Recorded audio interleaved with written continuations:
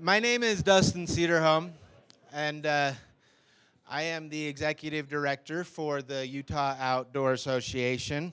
I'm really excited to see all of you guys here. This is a really fantastic showing for us. We partnered with Adventure Gear Fest to offer the exhibitors of Adventure Gear Fest as well as other outdoor brands this opportunity to come and learn some of the business side of things. And so we really hope that you guys get some very valuable lessons. We have some amazing panelists we're really excited about. But we also want you guys to be able to network and kind of learn amongst yourselves.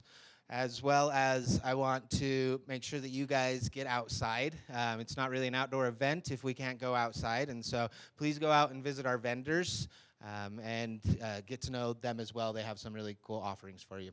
Before I get going, I have to do a few of the housekeeping items. Those would be thanking our breakfast sponsors. And so I'd really appreciate your guys' help saying thank you to Hauser as well as Wasatch Mountain Arts. If you guys can just help us give a round of applause.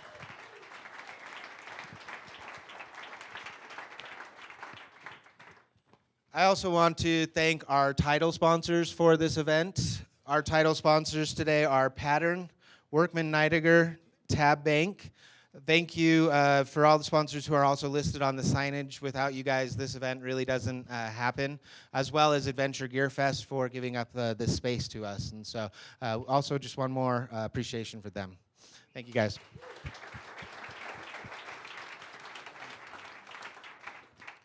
So I'll quickly give you guys an outline of the Utah Outdoor Association. As I know some of you have gotten phone calls and may have heard a little bit about it, but I want to just tell you who we are and what our goals are. So first, we are a outdoor business association. We are here for you guys. We are put on by you guys. Our board is made up of industry, and that's who we have come to serve. We have the sole purpose of helping you guys build Utah's business economy, and so we will do everything we can to help you guys network, build educational opportunities, develop workforce, as well as help Utah's overall outdoor brand, both in the state and out of state. And so we have come together to offer a number of different things. A couple of those that you guys will be interested in are, we have a member Slack channel. That Slack channel is divided into different channels such as supply chain, manufacturing, product development, different things that you guys can go online and actually talk with your peers to solve problems. We also have an events board, so we'll be doing a number of events all throughout the year. We really encourage you guys to go online, bookmark that page, and then also if you register with us, not through membership necessarily, just as our newsletter, you'll start to get emails about the different events that we're putting on. I'll talk more about that in a second. We also have a job board, so if you guys are looking for jobs, we are going to be aggregating jobs of the industry and then sending them out to our university contacts as well as all the different businesses that are part of our network. And so if you guys are seeking employment, I know that's one of the hardest things within the outdoor space and just within business in general, and so we'll be assisting with that. And so check out our job board. That'll be getting stood up here soon. We also want to be working on collaborative marketing. So we know that it's expensive to run national state campaigns, and as a group, UOA can help benefit that. And so we want to come together to help everybody pitch in and make a pool and really make Utah's outdoor brand stand out, both in the state and again, out of state. And we'll talk a little bit more about that later. We have health insurance. We also offer a pro card, which is a way for any of our members to buy other member products at a discount.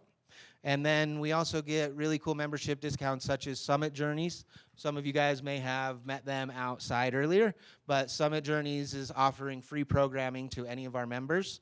We also do that with the YMCA, and we also get a discount for the Office of Outdoor Recreation's Outdoor Summit, which is in October. And so our membership right now is a low enough fee that simply by joining, you will get enough savings that it'll be negative. So it's a really great deal to join UOA. Let's see here. I have to use my paper today, guys. Sorry. A couple things I want you to look forward to are the new and prospective member event on August 7th. And so we'll be hosting an event most likely at Black Diamond or in a climbing facility.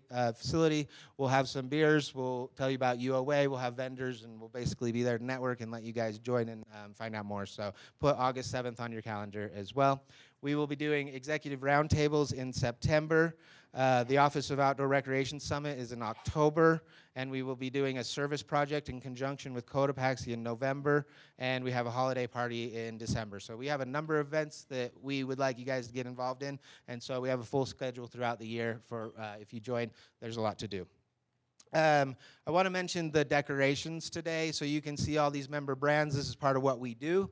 We want to be promoting all of you, so you'll see a lot of our members, Cotopaxi, DPS Skis, Specialized, UOA is here to promote the industry to the industry as well as to consumers. So go around, see those bags. As you go to Adventure Gear Fest, you can actually buy those products here today, and so take a look at that. Also, we want to make sure you guys notice your swag bags. We have kept the agenda off of this, and we will be posting the agenda. It's already online at our website, as well as it be on Facebook. And so go and like our page, but we're doing that. We try to be as sustainable in that as we can. Also, you have bags. These are actually shopping bags. We really encourage you guys to use them. They're not a bag that you should go throw away, and you also should try to reduce plastic bags. And so wherever we can, please make use of these things, and we've done this stuff on purpose, and that's why there's not a lot of paper in your bags. Hopefully, the few pieces are of quality. I also want to mention the 3 prizes. We have a social media contest. You see, if you go just check out our table, we'll be putting up the post that you guys need to share. And then we have a fantastic set of prizes, which is a Peregrine tent, as well as a 9-9 cord, and some really cool Goal Zero products. Lastly, please check out the vendor lounge and keynote breaks. So between the keynote breaks, after this session, after the keynote, you will get a 15-minute break. Please go out and visit the vendors and continue to network and just find each other. So what I really want to do here is get this to the right people who you have come to hear. And so I want to turn the time over to the Director of Office of Outdoor Recreation, Tom Adams, to talk about how he helped kind of set this up, but how we want to make this an independent organization as well. Is Tom around?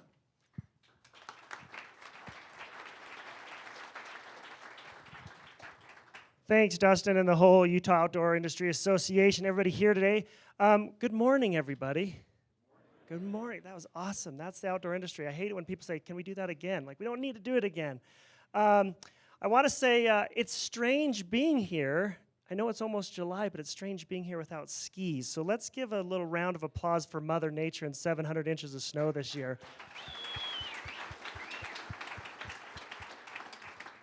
You know, this meeting and this gathering here, believe it or not, is almost 4 years in the making. It seems like it took way too long, but we've been talking about this since I took office roughly 4 years ago. It was painfully obvious that this industry needed its own association within Utah, and I know a lot of reasons why it might have taken some time. And for me, some of the reasons were this carabiner right here. Who knows what this is in the room? Besides a carabiner. Don't say carabiner. Tom, what is it? It's a Petzl locker. Does anybody else know anything about it? I know there's some people in this room that know. Pitt, what is it? Attaché, yeah, or the Petzl attach in America. Anybody else? So this beaner, it is from a round bar stock. It's about 11 millimeters in diameter.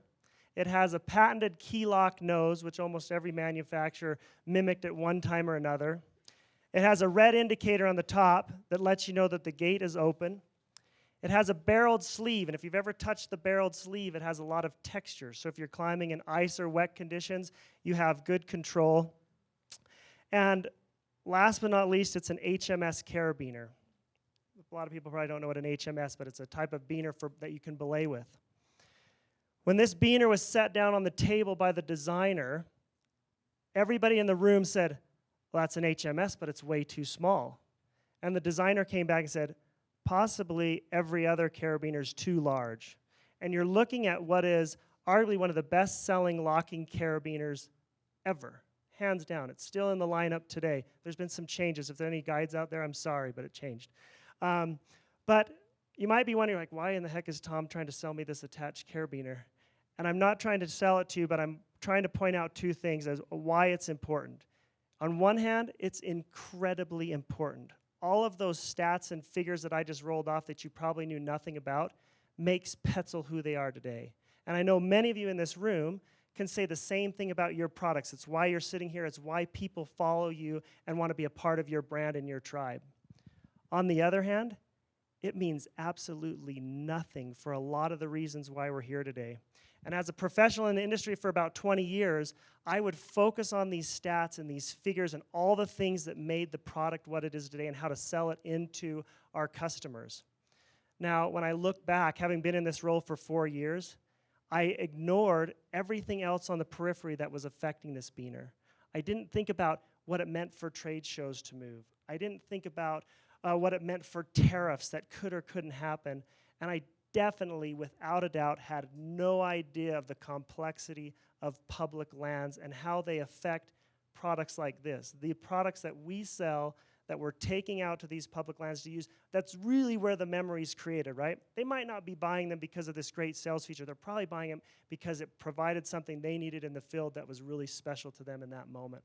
And I stress that because all of those things in the periphery are really why the Utah Outdoor Association was formed. They're here for all of you to get together, to collaborate today, to take the relationships you build today and to move them on and to strengthen not only the Utah Outdoor Association, to work in partnership with our Office of Outdoor Recreation, but really at the end of the day, to make Utah a great place to live, work, and play, and to strengthen the outdoor industry here where we live and the things that mattered most to us as Utahns. So with that, I commend everybody that's helped to start this with the Utah Outdoor Association. I'm thrilled to be a part of it. Tara McKee is in our office. She sits on the board, so we're thrilled to be an active part of it.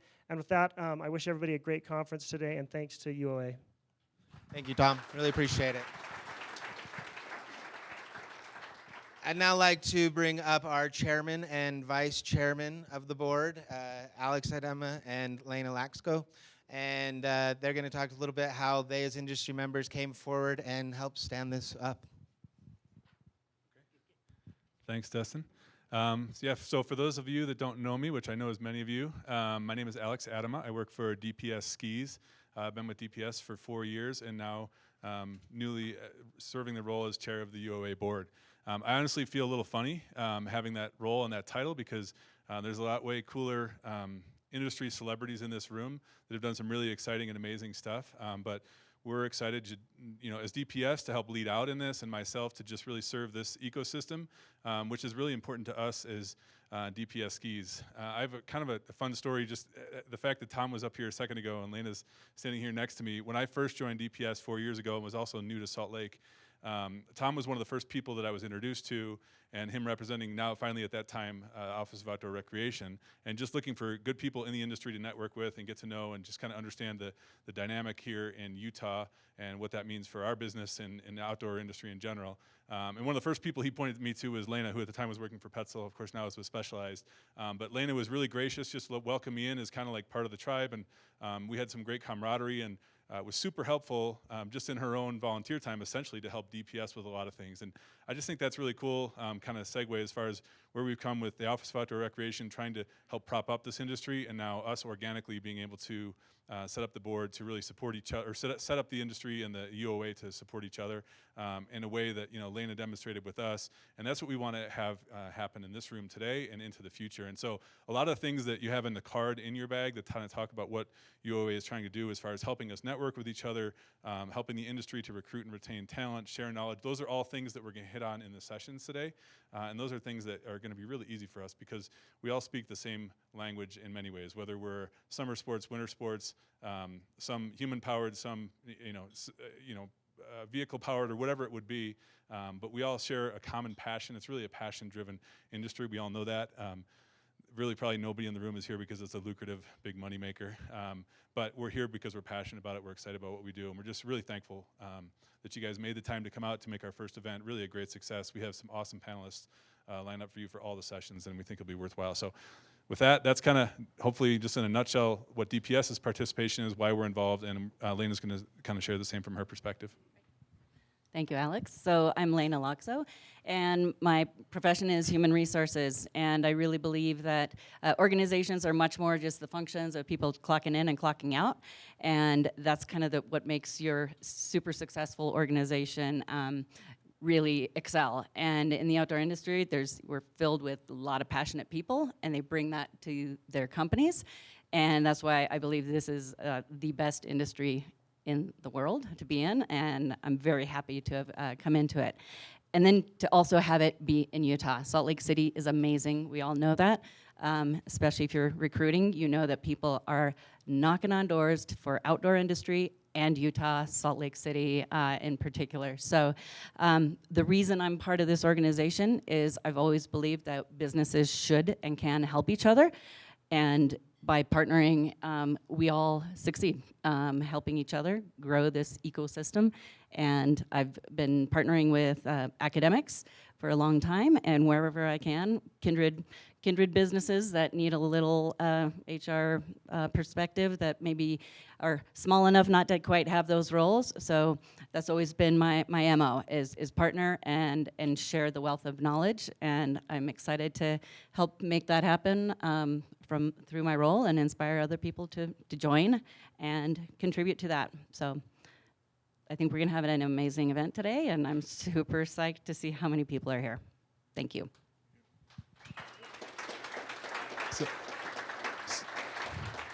So just one thing I wanted to add before we get going with our first panel here is, again, I think the thing that draws a lot of us here is we want to know the things that we don't know. And for me, the reason I'm in this industry now is, I grew up as a ski racer in the Northeast, and taking lots of road trips out west with my family, just had this desire to someday end up in the big mountains out west. And so after 10 years in financial services and banking, and then another decade or so in not-for-profit work, ultimately this kind of crazy fantasy opportunity came up to be in the ski industry.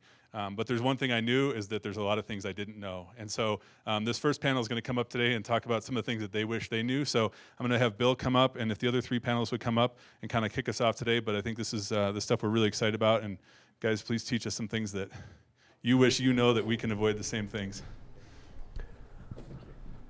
Thanks, everybody. Thanks, Alex. Appreciate it.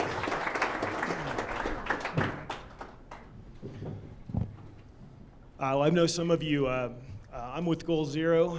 I work with a company that I absolutely love, in an industry I absolutely love. Just by show of hands, how many of you have worked outside of the outdoor recreation industry at some point in your life? Wow, that's almost everybody. How many are really glad you are here and are never leaving the outdoor recreation industry now that you're here? A lot of hands up. That is distinctly how I feel. I've been in the industry for just a short 5 years, and I absolutely love it. And the only regret I have is that I didn't find it faster and get into the business sooner. But I really love working at Goal Zero. It's our 10-year anniversary, and we're proud to be a Utah company and proud to be one of the founding members of the Utah Outdoor Association. So let's dive into our panel a little bit here. I want to kind of introduce the topic to you, maybe slightly differently than it was written on the guide. Ralph Waldo Emerson used to greet people, whether it was friends on the street or dinner parties, with a unique question. Some of you may have heard it before. And his question was, "What has become clear to you since we last met?" It's sort of a profound question. It's not a hard question. It's really just asking, what have you been thinking about? But maybe even beyond that, what have you come to a conclusion about? What has become clear to you? At Goal Zero, we kick off every one of my executive leadership meetings every week with that exact question. And every once in a while, my team looks at me and they kind of grumble and say, "Oh my gosh, it's only been a week since we last talked, and I've been at OR and all this. The only thing that's occurred to me is I need some sleep right now." But more often than not, we engage in some kind of a conversation about something that's relatively introspective, it's relatively deep. We talk about somebody in the team will have observed something about the brand, about our products, about something happening in the industry, something happening in politics.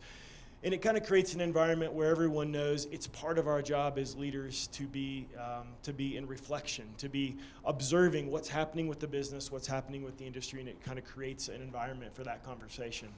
I think that question is really what's at the heart of this panel here. What has occurred to you? What has occurred to these prominent leaders in the outdoor industry over their career. So we're going to dive into that now, and we're going to ask, what's become clear to them on a few different topics. Before we dive in, though, let's do some quick introductions. We'll just run down the line. Tom, do you want to share a little bit about your history and how you got here? Sure. Tom Stockham. So I started my career a long time ago. I feel like I started it at a dinner table with my dad, who was an engineer, and he said he thought there were a lot of remarkable engineers and builders in the world, but not enough people to turn what those people were doing into real products and real companies. And for whatever reason, at that moment in time, I said, I want to grow up to be that. And I still want to grow up to be that. And so anyway, then I've spent most of my career in internet-enabled types of companies. City Search in the mid-90s, Ticketmaster in the late 90s, early 2000s, Ancestry.com, and now working on a company called ExpertVoice, and we build really big networks of advocates for product companies who go out and help consumers make better decisions about what to buy. Thanks, Jonathan. My name's Jonathan Nielsen. I started my career, funny enough, at an internet company as an intern when Tom was CEO. We overlapped for a very short period of time, but that was where I started. I spent some time in financial services and investment banking, found out that was not for me. It was a very short and intense 2-year stint. And then moved on to the tech space in the consumer internet space at eBay, and worked on everything from strategy to acquisitions globally. So had a lot of exposure to Asia, South America, Europe, and how kind of all those different consumers think about commerce across a number of categories, everything from collectibles to clothing to autos to payments that enabled that. And then I actually joined Backcountry 9 years ago and have been there ever since. Awesome. Thanks, Jonathan. Davis? So I've been doing Cotopaxi for 5 years. Before that, I was the founder of a company in Brazil, another e-commerce company. Before that, I was in business school for a couple of years, and before that, I was the founder of another e-commerce business that I started out of undergrad. But the reason I kind of pursued this path of entrepreneurship was a desire that I had to try to give back. And I had a mentor who was an entrepreneur, turned philanthropist, and I tried to convince him when I was an undergrad to go work for him, and he instead convinced me I should become an entrepreneur, and that's how I could make a difference in the world. So that's kind of the path that I've taken. Awesome. One of the reasons I like to kind of hear those stories is to the extent anyone aspires to someday be the CEO of a company or take on some senior leadership executive position, I always find it interesting to hear people talk about their journey to get there. And what you hear in those stories is there's not a single path. There's not a clear path. It doesn't matter what part of a business you're in. You could be in HR, you could be in product, you could be in sales, and it doesn't even matter what industry you're in. There is a path to reaching those levels if that is something you aspire to. So I appreciate hearing those stories. We'll dive in a little bit to kind of what has become clear to you. And Tom, let's start with you. We're going to kind of hit on the theme of leadership a little bit.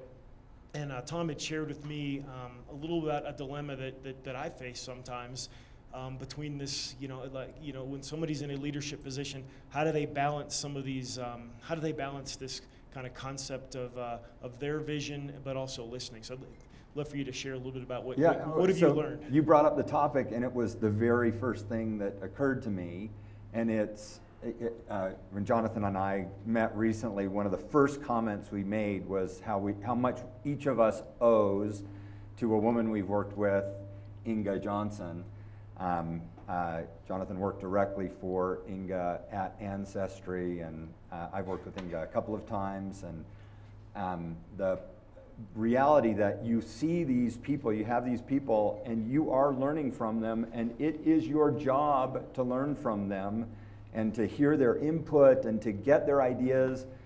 And my gosh, it's an art that I feel like I'll spend my entire life learning. How do I get these people who are deeper in the organization or in other parts of the organization and are much smarter about things, how do I hear what they're saying, but then balance that with my role as Like, we're going there. I'm a leader. I need to be the leader, and we're going there.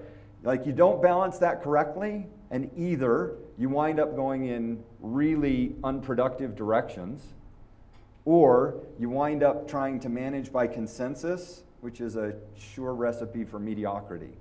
So that dilemma of how do you balance that genuine learning from, listening to,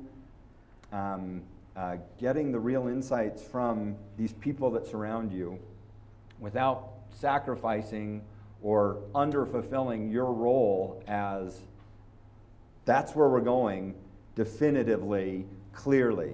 So that's it. It's a tough balancing act, but I think a really important one. It's clear to me that it's a dilemma. It's still not clear to me exactly how to strike the right balance. So learned that for a long time. Jonathan, you talk a little bit about Sure. authenticity. I'd love to hear you kind of share your thoughts on what clearly in an industry that is it's driven by being authentic, and people get chewed up and spit out that that aren't authentic.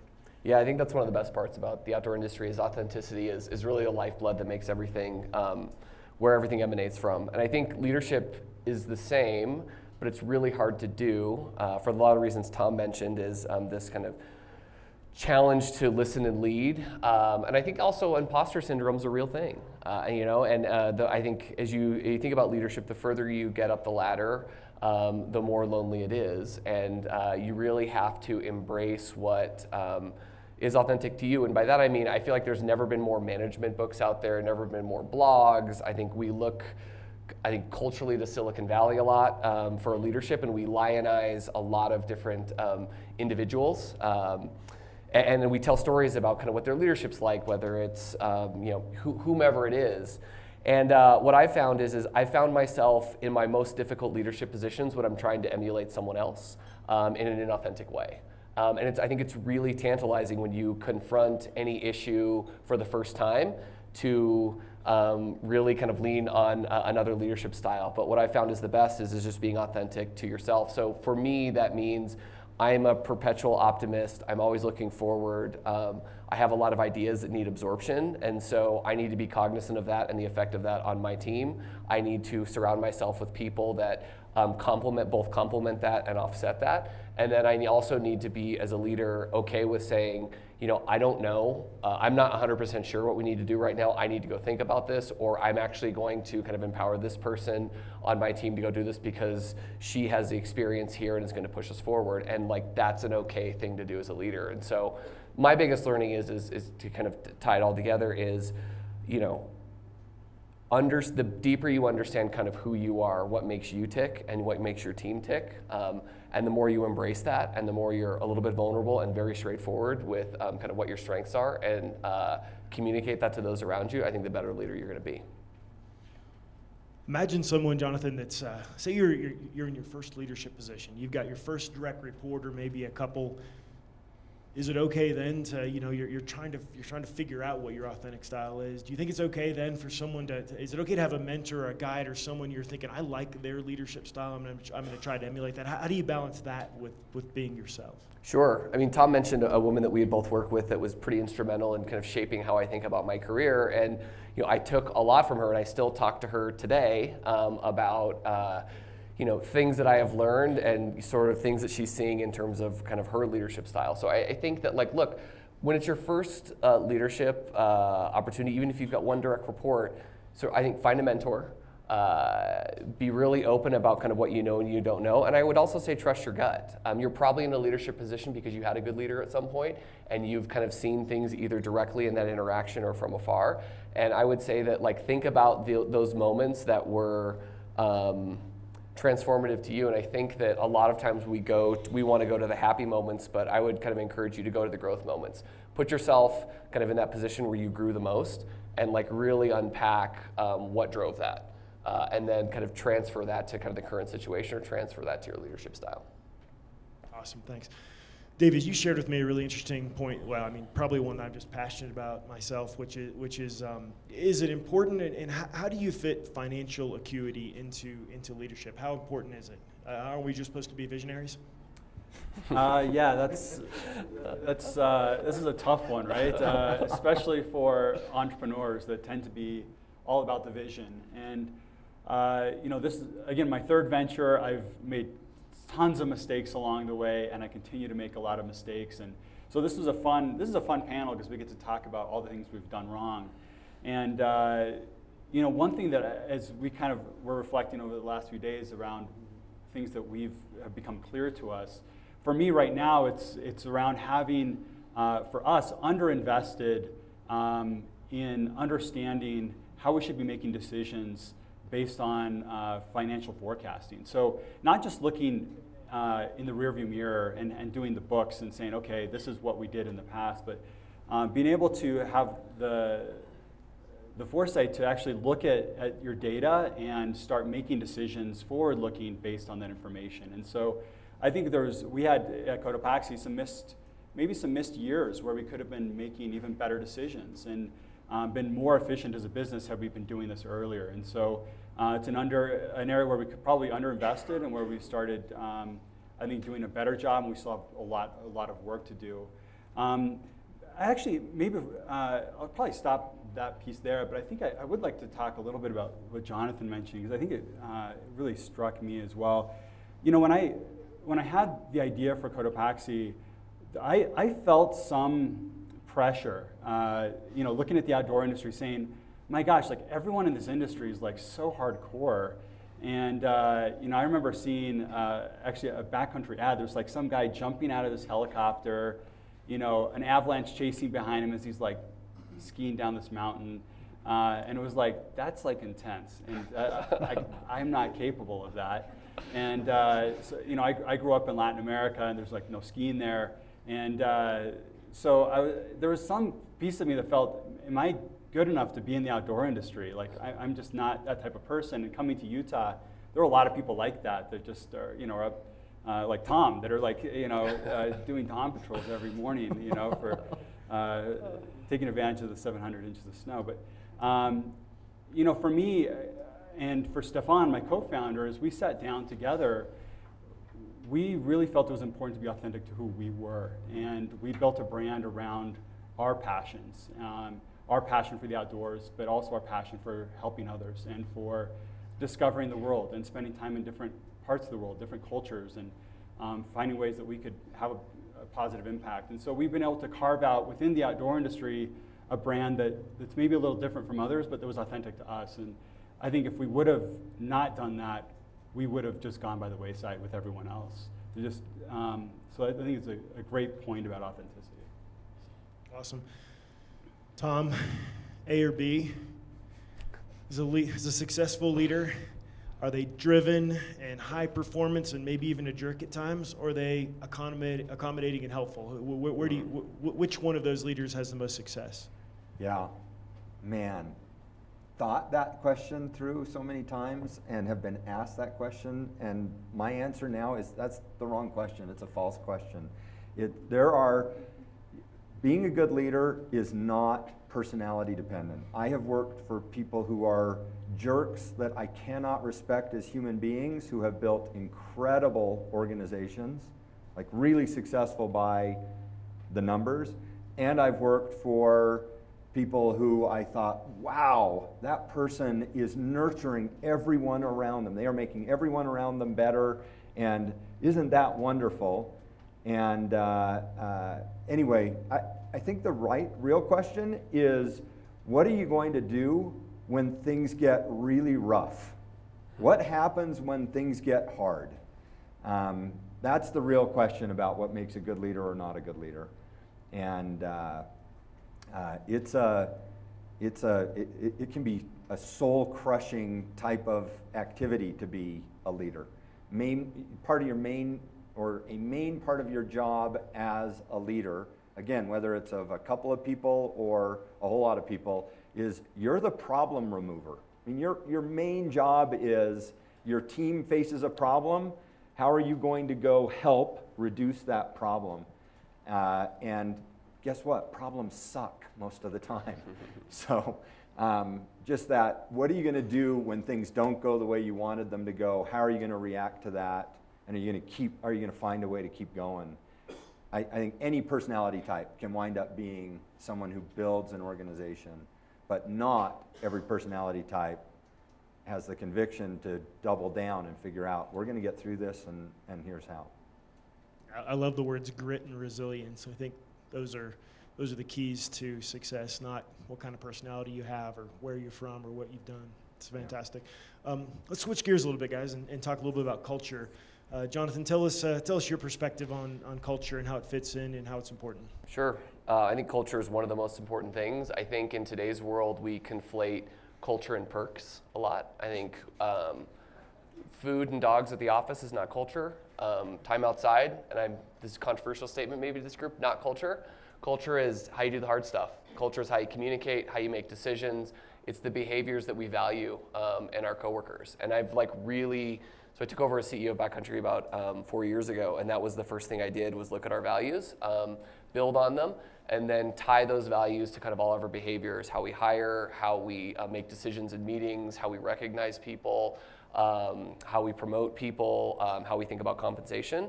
And so that would be my biggest thing is like in today's world, and again, kind of hearkening back to that, we all sort of look to Silicon Valley and talk about that, like food, dogs, whatever. That's not culture.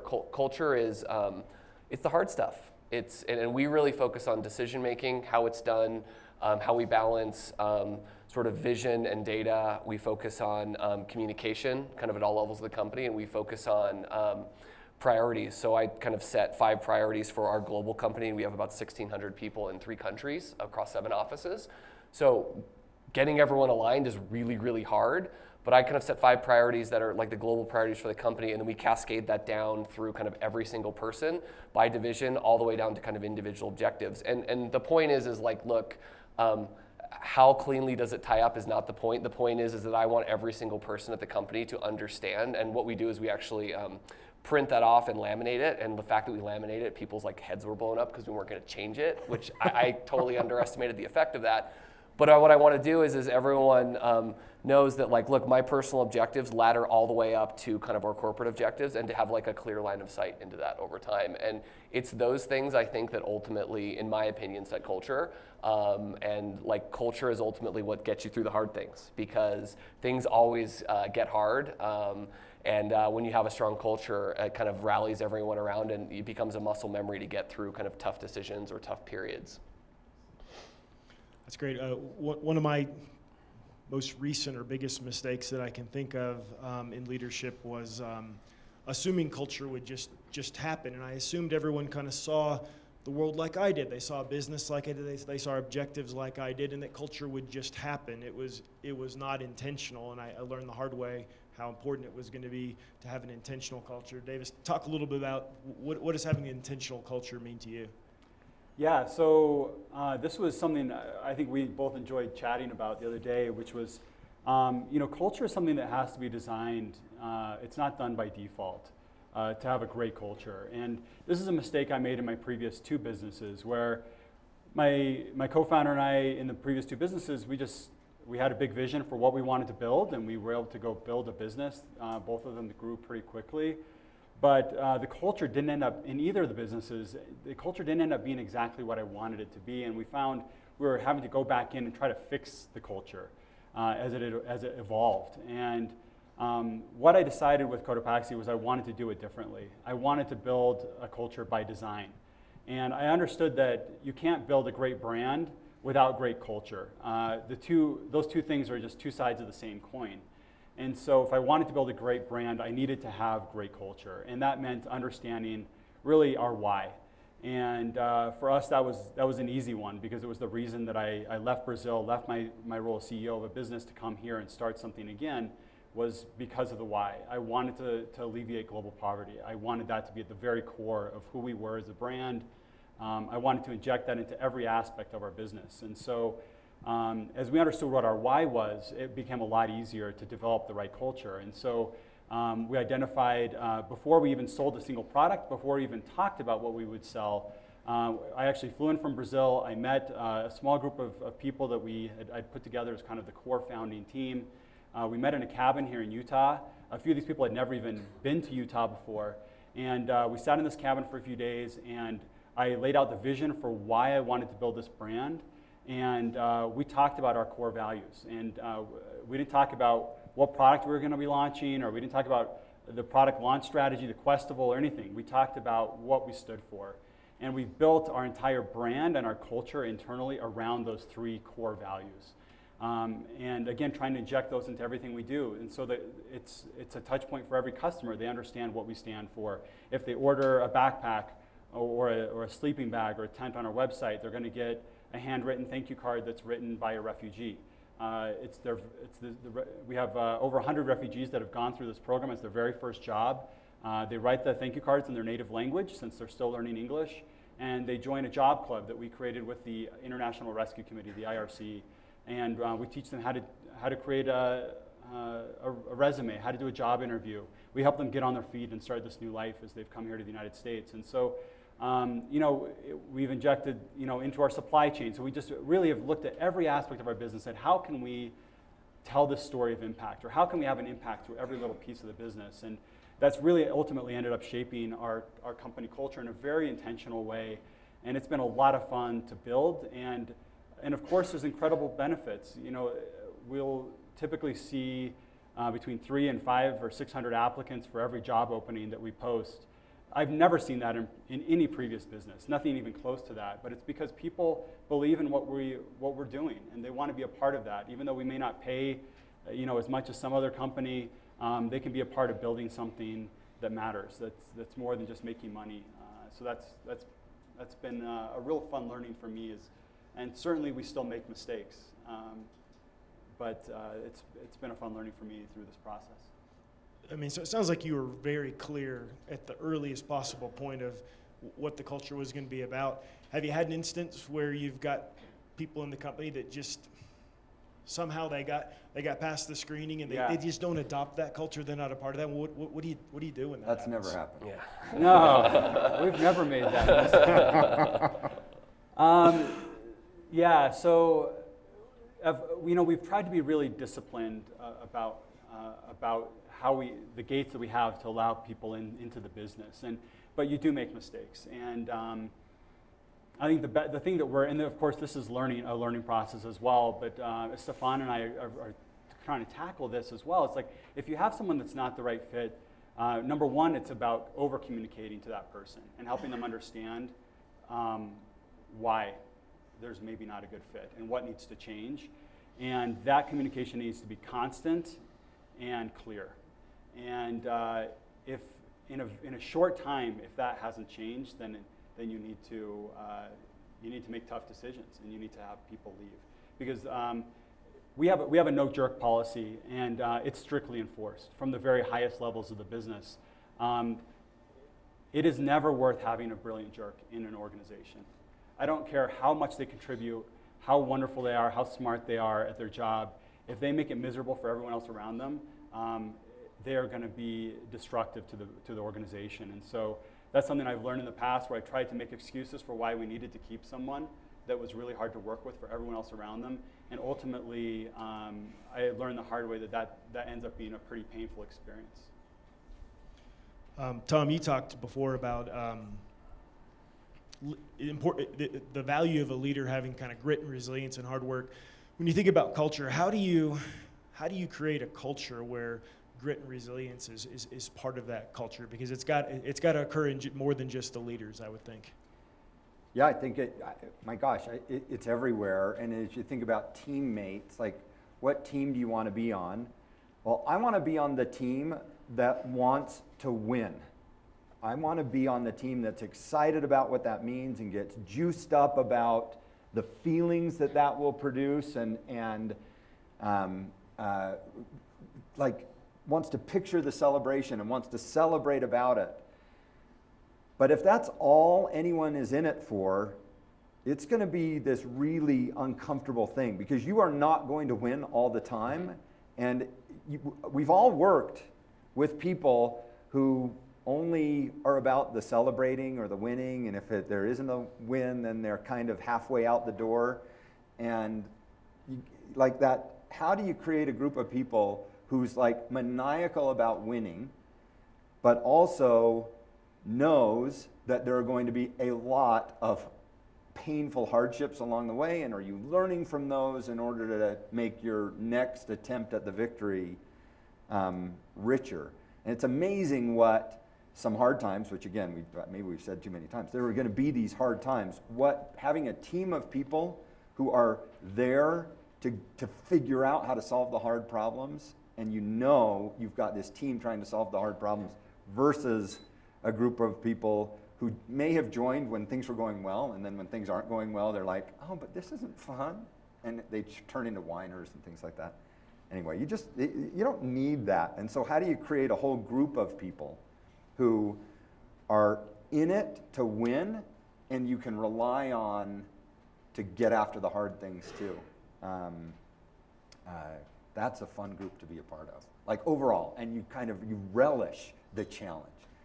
Maybe, and we can talk about this another time, but maybe to the point of it turns out that leaders are all these like masochists who are really just like looking for the next hard thing. But anyway, that's a topic for another time probably. Yeah, one of the things I know we struggle with at Goal Zero, but we're making progress, is how do you tease out people that have got grit and resilience in the interview process? And sometimes it's as easy as just asking questions like, tell me the last time you had just an unbearable problem that you had to work through, and walk me through what happened with that. Walk me through a time when you gave up or you quit. Sometimes those questions lead for us to at least to some of the most interesting insights into what's at the heart of someone and what are they thinking about, and will they have that grit and resilience.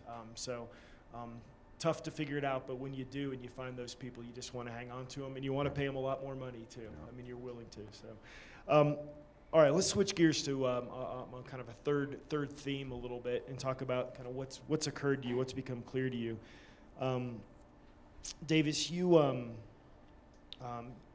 talk to me about the rule of threes, because this was like, I'm not exaggerating. I think Lena would love this. The minute you and I talked, I got off the phone, I walked directly into my HR person's office, and I said, we've got something we need to change about how we recruit people. It was that meaningful and powerful to me, at least. That's so nice. I'd love to hear, love for you to share that with the group.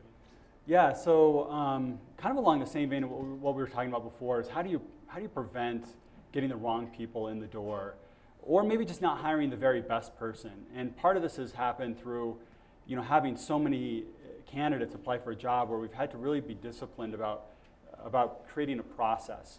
The reality is, and I'm sure all of you in this room have been in this situation where, especially in a startup, where you're basically told, no, you can't hire help because we don't have the resources. So like keep doing your job. You start to feel completely overwhelmed to a point where you're almost at breaking point. And you're like, okay, uncle, I need help. And your boss says, okay, let's hire someone now. Let's go ahead with that process. And what happens is, like, you're so desperate for help that the first warm body that's like, I want to help, you're like, come on, like, jump in, dive in with me, let's just get going. And I've made this mistake, and I saw people on my teams make this mistake in previous businesses, where we sometimes got the wrong person because we just ushered the first person in the door as quickly as possible. And so we wanted to create a very disciplined process with Cotopaxi, where we created something that we called the rule of threes. And the rule of threes is we always make sure that we have 3 exceptional candidates for every job. And so that means if you bring in a final candidate and you're thinking, this is a person we could hire, you bring them in and everyone's like, thumbs up, this person's awesome. That's just the starting point. That means, great, you've got 1, bring in 2 more at least as good as that person. And what we've actually found is that where we normally would have maybe pulled the trigger on that person, we've actually ended up delaying that and been a little more patient. And a lot of times we found that we end up hiring the 2nd or 3rd or 4th candidate that we end up bringing in. And we would have totally missed them had we just hired that very first person. Something else that we do is, of course, we call at least 3 references. That seems very obvious, but honestly, in like these chaotic moments where you're just desperate to get someone, sometimes that part gets skipped. And so 3 professional references where you really have to dive deep into the deficiencies of that person, trying to understand where they may have weaknesses that we can try to maybe build around them or be aware of. And then lastly, we have at least 3 different people on our team meet each candidate. So they usually come in at least 3 different times. The interviews are typically at least an hour. You can fake it for 30 minutes, but it's hard to fake something for an hour. And you're interacting with at least 3 different individuals in the team. And I always interview every candidate before they're hired. And so, you know, as we've kind of gone through that process, which is time consuming, and it's a real commitment, especially for someone that's already feeling overwhelmed to kind of go through that hiring process for their team. We've just found that we've had, you know, a lot better batting average than than I did previously in my other businesses. So, yeah, that's it. It's great. I'm looking at the back of the room, and Goal Zero's head of marketing, Patrick Keller's in the back there, and I'm curious how you would deal with this situation I think Patrick's in right now. So if I told Patrick, before you can hire anyone into, and we've got a number of positions open right now, but we're plug real quick. I'm going to do a quick plug. I've got the mic. I can do this. We're hiring a rock star that has experience on Amazon Marketplace to work with our digital e-commerce team. And we're having a heck of a time finding people that really have that experience. If I told Patrick, after 2 months of interviewing, you can't hire anyone until you have 3 exceptional candidates, he'd melt right there, right in front of us. I think so. I mean, have you dealt? I mean, it's hard enough to find one in some of these roles. How do you deal with that situation when you're in the dilemma of I got to get somebody in here, and like you're telling me I have to have 3? You know, it's a lot more painful to hire the wrong person.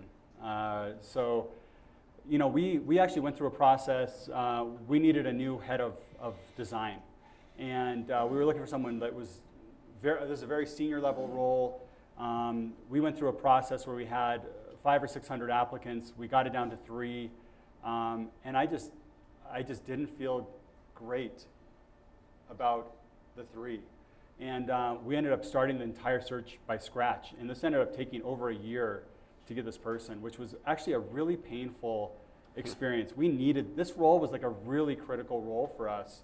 But you know, as we talked as a senior leadership team about this, we felt strongly that this is such a critical role, we can't afford to make a mistake. If we make a mistake in this role, it is going to be one of the most expensive mistakes in the business, and it could actually, you know, it could jeopardize the success of the business as well. So we wanted to be careful, and I'd say every role that you're hiring for, if you're the CMO or if you're a marketing manager, the person that works for you, they're going to determine your success. Like if you hire someone that's a B player or someone that's not great, that directly reflects on you. You can't afford to make a mistake. Just like I couldn't afford to make a mistake on that key hire, I'd say at every level of the business, you need to train people to understand they cannot afford to cut that process short because it will make them look bad ultimately, and it will affect their ability to perform at the highest level. What I heard there was toughen up. You got to find 3. That's right. You got to find 3. That's awesome. Yeah. Jonathan, let's jump back to you.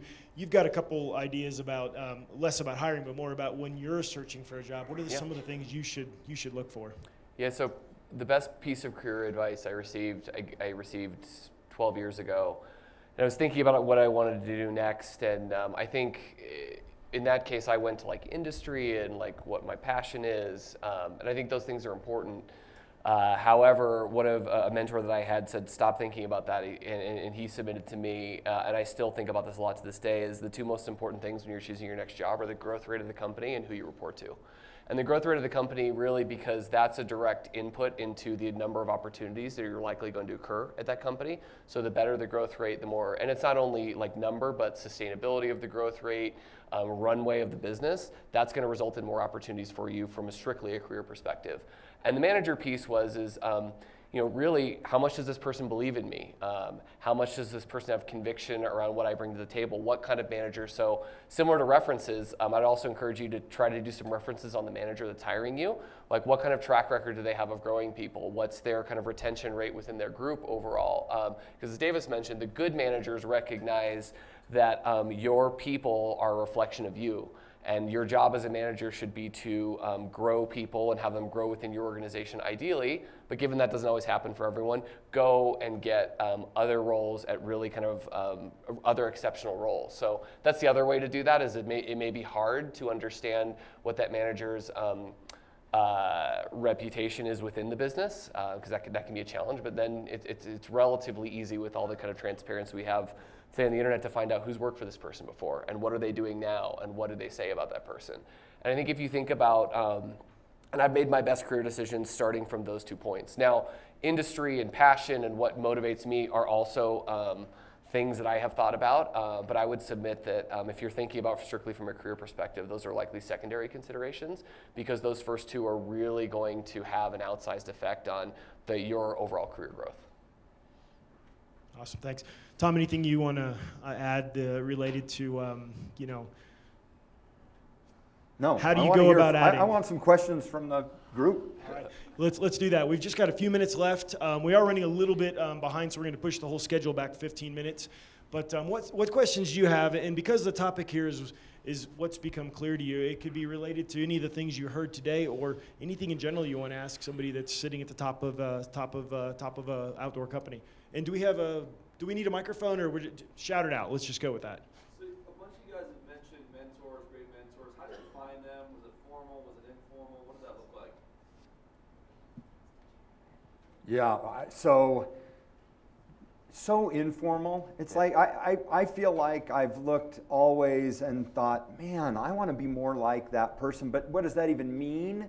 And then the person who will wind up being a mentor is willing to think about that with you. Like they'll talk with you about those things. And so to me, mentorship is about like who's going to give you advice contrary to what you might have thought of, who would surprise you with something they might say, who's willing to tell you, shut the hell up and get in your corner and do that a little better for a period before you start getting worried about what your next title is. I don't mean those words exactly. I just mean who's willing to be more than just nice to you? Who's willing to tell you some hard things? But it's a relationship building, so you got to start with an interaction. Yeah, pretty informal, and I would say that, most people want to talk about themselves, and most people are happy to give advice. What I found, not everyone, but and as Tom mentioned, it's find a connection with someone with whom you have in common. That could be a school, it could be a mutual interest, and I found that mentors for me at least have been a combination of people for whom I've worked who have been great managers who haven't always been in the moment. I'm like, man, this person is all over me, but at the end, they were all over me because they cared about me and my career, as well as sort of serendipitous stuff.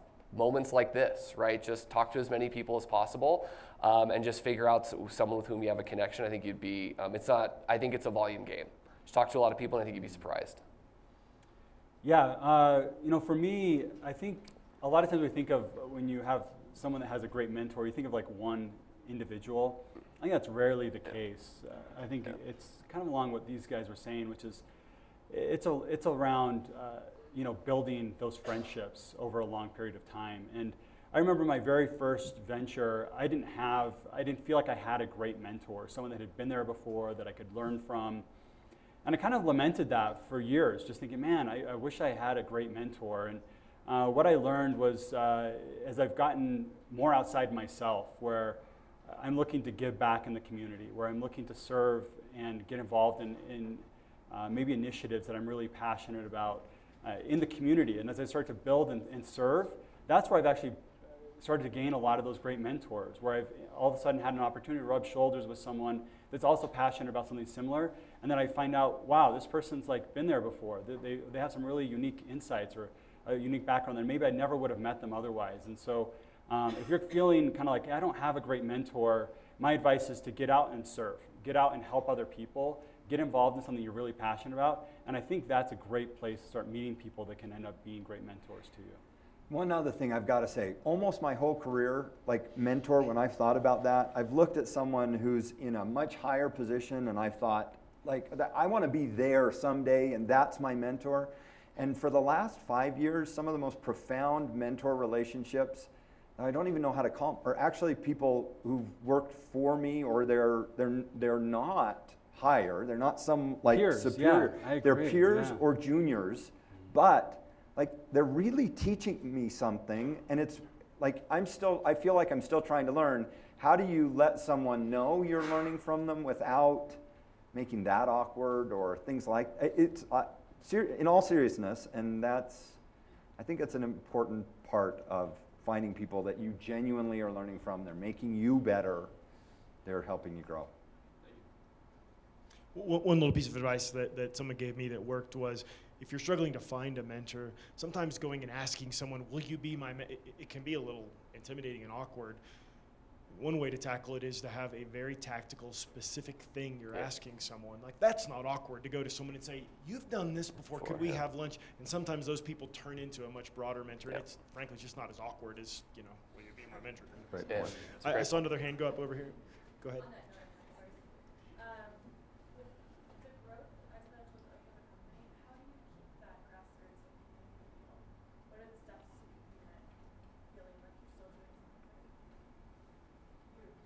Yeah, so the question is, as a company scales, or a startup or a small business scales, how do you stay true to your values, and how do you, is that about right? Scale.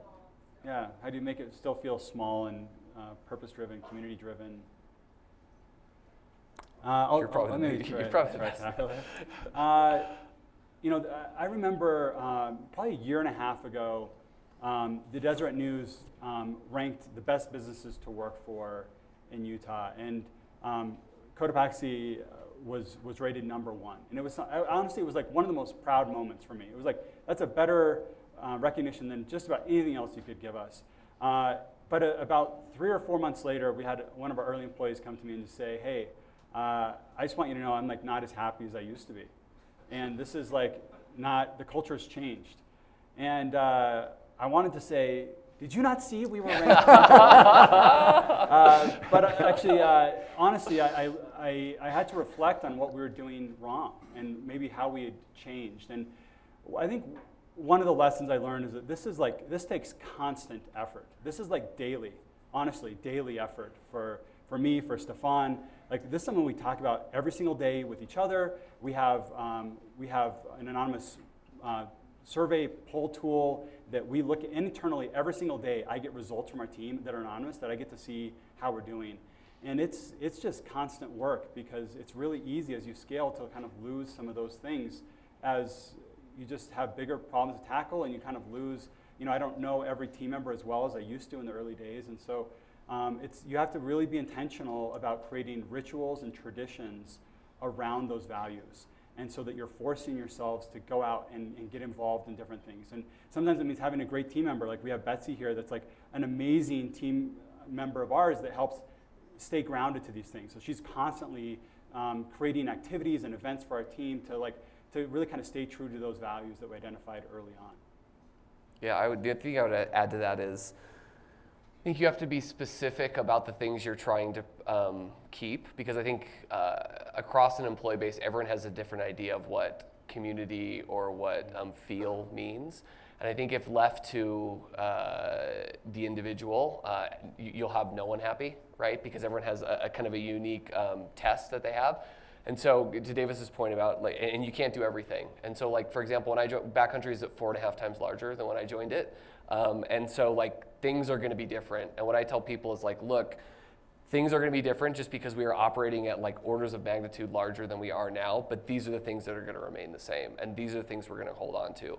And then I think the beauty of that conversation is you start to tease out, and it becomes a really nice conversation with the employee about, and this is another thing about kind of, as you think about your career, I don't think enough people think about the types of problems they want to solve, and that really helps you start thinking about the size of company you want to be at. So I came to Backcountry from a $100 billion market cap company at the time, and I was solving these problems that were big and that were noteworthy, but I realized I didn't want to do that. I didn't feel like I had the impact on an organization. I was doing something that was from a dollar basis very big but very small this way. So I think that you can't, what I like to kind of say to our employee base is you can't have your cake and eat it too. Everyone wants to work at a high growth company, but they don't want anything to change. And I address that head on and say we can't have both of those things. So what we have to do is focus on the things that matter to us. Those are our values. What I say is if Backcountry isn't for you today what it was when you started, let's talk about that. And let's really unpack what that is. Let's talk about that in the context of your career. And if it really isn't something that works for you, we'll help you find something different, whether here internally or outside the company. And I think it's in having those honest and open conversations about what the company means to employees. You tease out all these rich conversations about career, about happiness, and ultimately it's a more direct conversation about really kind of employee satisfaction, and you kind of just embrace it head on. Yeah, great point. All right, I think that's a wrap. We're out of time here. Would you guys please give these guys a hand? Thank you for coming.